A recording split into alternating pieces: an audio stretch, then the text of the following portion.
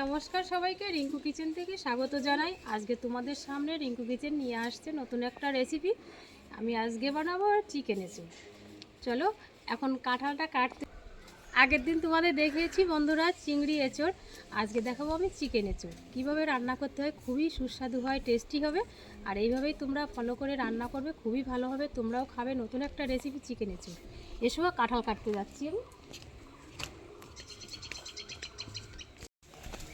কাঁঠাল কাটতে যাচ্ছি, এই যে কাঁঠাল গাছের ধারে প্রায় এসে গেছি। এই দেখো আমার সঙ্গে কি এসেছে অরণ্য। আমি কাঁঠাল গাছতলায় চলে এসেছি। দেখো কাঁঠাল গাছটায় কত কাঁঠাল ধরেছে। এইখান থেকে আমি কাঁঠাল কেটে নিয়ে রান্না করব। এই যে আমাদের আর একটা কাঁঠাল গাছ দেখো বাগানের মধ্যে হয়েছে। অরণ্য কোনটা কাটবো, কোনটা কাটবো? দেখো দেখো দেখো, এটা অরণ্য এটা দেখাচ্ছে।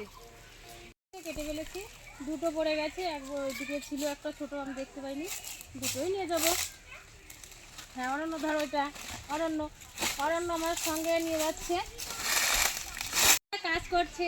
একটা মেয়ে এসেছে, এই যে বড়দি, দেখো বড়দি লাঠি নিয়ে বসে আছে। আমার কাঁঠাল কাটা দেখছিল এখানে বসে বসে আমি কি করছি। এসে বড়দি আমার কিচেনে যাই, চলো।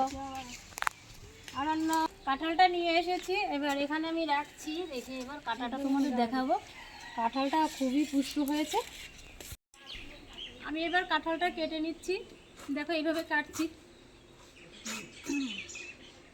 দারুণ হয়েছে কাঁঠালটা, দেখো বীজগুলো বতি হয়ে গেছে আর কোষগুলো খুব ভালো হয়েছে, পুরু পুরু। রান্না করলে খুব ভালো হবে। আমি এবার 4 ফালা দিয়ে নেব কাঁঠালটা।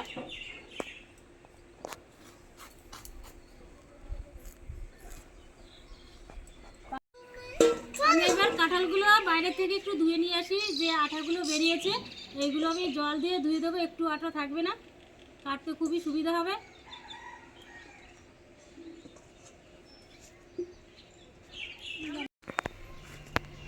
ধুয়ে নিয়ে এসেছি, এবার কাঁঠালগুলো আমি পিস পিস করে কেটে ফেলবো।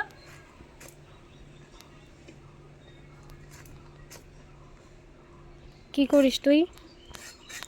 অরণ্য কেমন হয়েছে বলো তো কাঁঠালটা?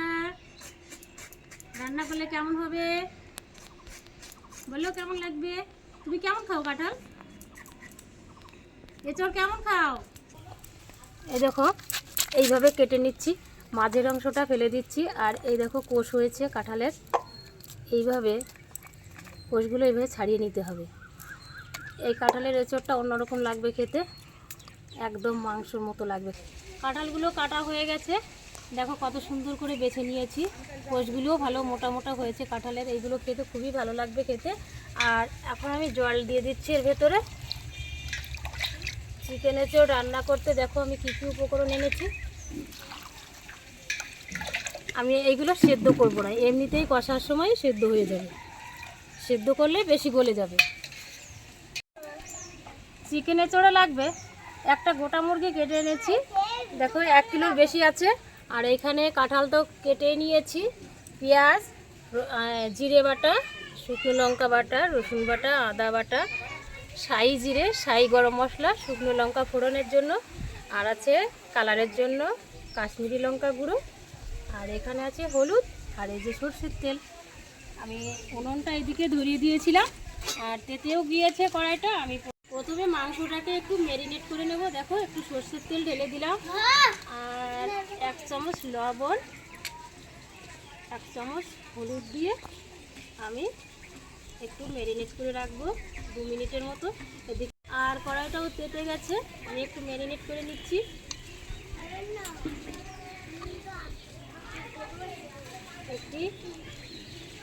একটু কাশ্মীরি লঙ্কার গুঁড়ো দিয়ে দেবো, কালারটা আরও ভালো আসবে।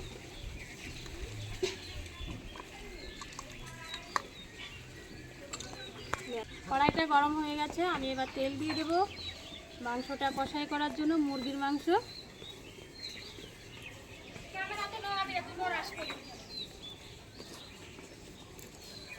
দেখো কত সুন্দর আগুন জ্বলছে, চুলোটায় খুব সুন্দর আগুন জ্বলে। তেলটা গরম হয়ে গেছে, আমি এবার ফোড়নে দিচ্ছি জিরা ফোড়ন, একবারেই ফোড়নটা দিয়ে দেব। আর কিছু এলাচ আর 3-4টে শুকনো লঙ্কা, আর দারচিনি। আমি এলাচগুলো একটু থেতো করে দিয়েছিলাম যাতে বীজগুলো বেরিয়ে যায় আর সেন্টটাও খুব সুন্দর বেরোবে। এইবার পেঁয়াজ দিয়ে দেবো। ফোড়নটা হয়ে গেছে, পেঁয়াজ দিয়ে দিচ্ছি প্রথমে।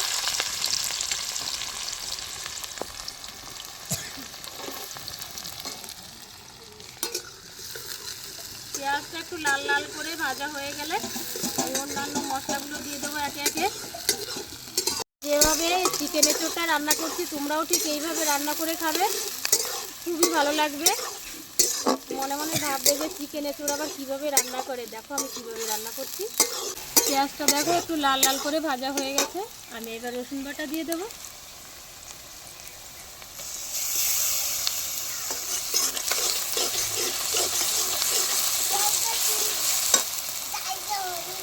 এবার জিরে বাটা দিয়ে দেবো।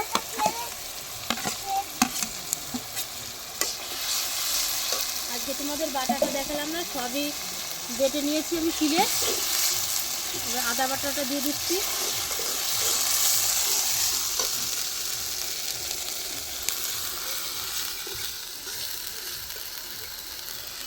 দিয়ে দেবো।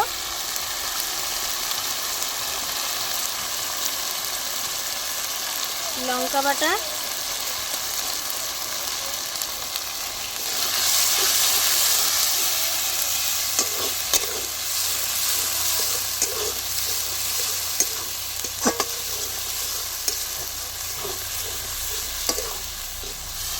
আস্তে আস্তে আমি নেড়ে চেড়ে ভালো করে কষা করে নেব। মশলাটা ভালো করে কষা না হলে কাঁচা গন্ধ বেরোবে। মশলাটা কষাই হচ্ছে আসল, সব কিছুই আসল। মাংস কষাও ভালো না হলে আস্তে গন্ধ বলবে। যে জলটা ছিল আমি এর ভিতরে দিয়ে দিচ্ছি, মশলাটা আরও ভালো কষা হয়ে যাবে। ফেলিনি শিল ধোয়া জলটা। এইদিকে দেখো কেয়া বৌমা কি বলছে, আমার চিংড়ি বৌমা কি বলছে উনুনের কথায়। মামি উনুনে পুরো ইট ভাটার মতো আগুন জ্বলছে, তাই বলছি কুড়িবেলার রান্নাটা এমনি হয়ে যাবে। বাহ, বৌমার কমেন্টটা তো খুবই ভালো লাগলো আমার শুনে। দেখো উনুনটা তো আমি নিজে হাতেই করেছি, তোমরা দেখেছো। কালারটা আসার জন্য আমি একটু কাশ্মীরি লঙ্কা গুঁড়ো দিয়ে দিচ্ছি। কালারটা আরও ভালো হয়ে গেল। দেখো মশলাটা কত সুন্দর কষা মশলাটা কষা হয়ে গেছে। আমি এবার চিকেনগুলো ঢেলে দিচ্ছি। ম্যারিনেট করা চিকেনগুলো আমি আগে ঢেলে দিচ্ছি। চিকেনটা আগে ভালো করে আমি কষাই করে রান্না করে নেব। হ্যাঁ বন্ধুরা দেখো আমি আগে চিকেনটা ভালো করে কষা করে নিচ্ছি। আর ওই এঁচোড়টা তারপরে দিয়ে দেবো। এঁচোড়টা আজকে সিদ্ধ করলাম না, কারণ পুষ্ট এঁচোড় তো এমনিই গলে যাবে, একটু গরম হলেই গলে যাবে। আর এঁচোড়টা মাংসটা খুবই ভালো করে কষা করতে হবে, নাহলে আস্তে গন্ধ বেরোবে। খুব সুন্দর আস্তে আস্তে করে চিকেনটা কষা করে নিতে হবে। আমি রান্না করছি কোথায় দেখো, ওইদিকে গরুতে ঘাস খাচ্ছে, এইদিকে ফুল গাছ, আমার শাশুড়ি মা কাপড়গুলো তুলছে। দেখো পরিবেশটা কত সুন্দর। আমি বিকালবেলায় রান্নাটা করছি, বাড়িতেই করছি। হ্যাঁ এইদিকে অরণ্য ভাত খাচ্ছে। তোমাদের আরও ভালো ভালো ভিডিও দেখাবো, তোমরা দেখতে থাকবে আর আমার পাশে থাকবে। সাবস্ক্রাইব করতে কিন্তু ভুলো না। ভিডিওটা পুরোটাই দেখো, মজাও লাগবে, রান্নার রেসিপিটাও খুব ভালো লাগবে। আমি একটু কাঁঠালটা ধুতে বাইরে গেছি আর আমার বৌমা এদিকে একটু নাড়াচাড়া করছে। চিংড়ি বৌমা আমার, আমি নাম দিয়েছি চিংড়ি বৌমা। কি রোগা দেখো, 37 কিলো ওজন। মাংসটা প্রায় কষা হয়ে গেছে, দেখো কত সুন্দর কালার এসেছে আর গন্ধটাও খুব সুন্দর বেরিয়েছে। এবার আমি আলুগুলো কেটে রেখেছিলাম আগের থেকে, আমি ভাজা করিনি। এর ভিতরে দিলেও খুব টেস্টি হয়। এই তেলেই ভাজা হয়ে যাবে, এই তেল মশলা মাংসের সঙ্গে কষা হয়ে যাবে। দেখো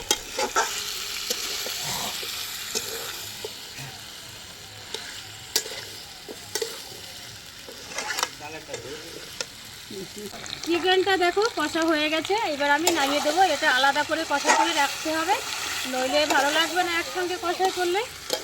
পরে আমি একসঙ্গে করে দেবো। হয়ে গেছে আলু আর চিকেন কষা। আমি এবার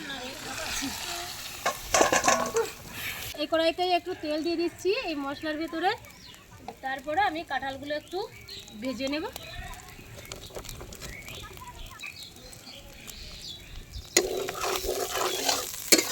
মশলাটা যা আছে রয়েছে তাইতেই হয়ে যাবে। আর আমি কাঁঠালটা একটু আলাদা করে ঢেকে ঢেকে ভেজে নেবো, ভাপ দেবো না, ভাপ দিলে বেশি গলে যাবে, নেকড়িয়ে যাবে। আমি কাঁঠালটা এবার দিচ্ছি, জাল করে গেছে।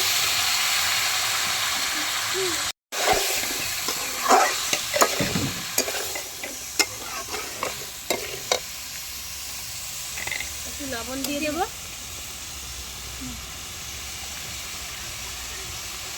পাশে নিচে ফ্যান ঢুকে গেছে।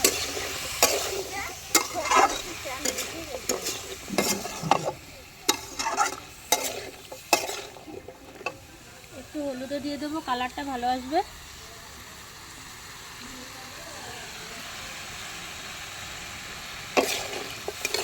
এবার আস্তে আস্তে জাল দেবো, জালটা খুবই জোরে হয়ে যাচ্ছে, যত ভাবছি আস্তে দেবো ততই জোরে হচ্ছে। আমি এবার একটু ঢাকা দিয়ে দেবো। চিকেনটা তো এই দেখুন নামিয়ে ফেলেছি কত সুন্দর। আমি এবার গামলা দিয়ে একটু ঢেকে দেবো। এঁচোড়টা দেখো কষাই করা হয়ে গেছে, আমি আস্তে আস্তে ঢেকে ঢেকে কষাই করেছি, প্রায় 60% সেদ্ধ হয়ে গেছে। এখন আমি এর ভিতরে চিকেনটা আমি কষাই করে রেখেছিলাম, এই চিকেনটা দিয়ে দেবো। এঁচোড়টা কিন্তু আমি যেভাবে রান্না করলাম চিকেনের চোর মুরগির মাংস দিয়ে, এইভাবেই তোমরা কিন্তু রান্না করে খেও, নইলে কিন্তু অন্যভাবে যদি রান্না করো ভালো লাগবে না, আস্তে গন্ধ বেরোবে। দেখো কত সুন্দর হয়। এবার আমি আরেকটু কষা করে নেব, চিকেনটা দিয়ে ভালো করে মিশিয়ে নেব, তেল মশলাটা ভালো করে মিশে যাবে।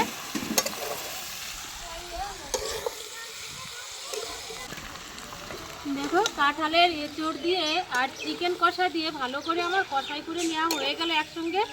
এবার আমি জল গরম করে রেখেছিলাম, এই যে তেলটা আছে, চিকেনটা ঢেলেছিলাম মুরগির মাংস, এর ভিতরে জলটা দিয়ে ধুয়ে দেবো গামলাটা। জলের পরিমাণটা একটু বেশি দিচ্ছি, আর যে 40% বাকি আছে এঁচোড়টা সেদ্ধ হতে, এইবার এই ঝোলে সেদ্ধ হয়ে যাবে।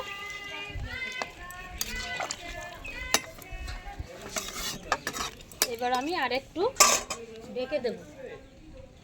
চিকেন এঁচোড়টা ঢাকা দিয়ে দিয়েছিলাম, এবার আমি ঢাকাটা খুলে দিচ্ছি। দেখো কত সুন্দর জাল হচ্ছে, অনেকটা এঁচোড় হবে, 1 কিলোর বেশি মাংস, আবার একটা কাঁঠাল।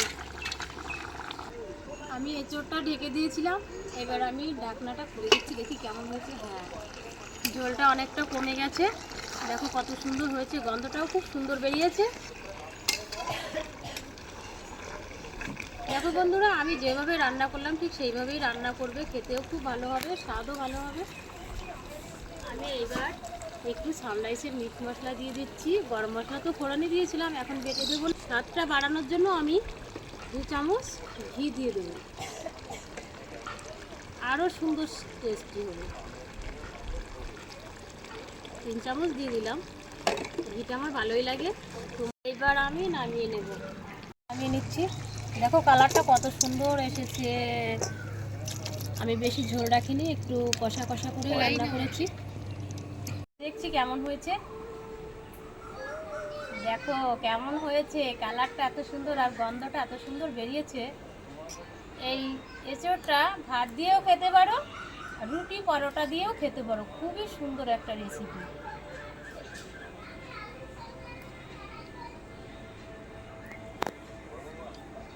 এত সুন্দর গন্ধ বেরিয়েছে কি বলবো, খাওয়ার আগেই পেট ভরে যাচ্ছে গন্ধে।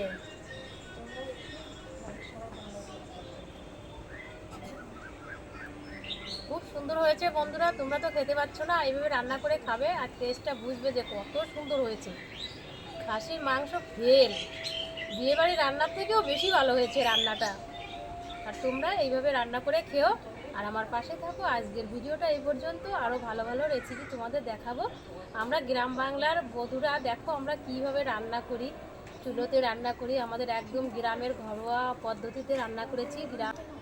আজকের ভিডিওটা এখানেই শেষ করছি, পরবর্তীতে আরও ভালো রান্নার ভিডিও দেখাবো। নমস্কার।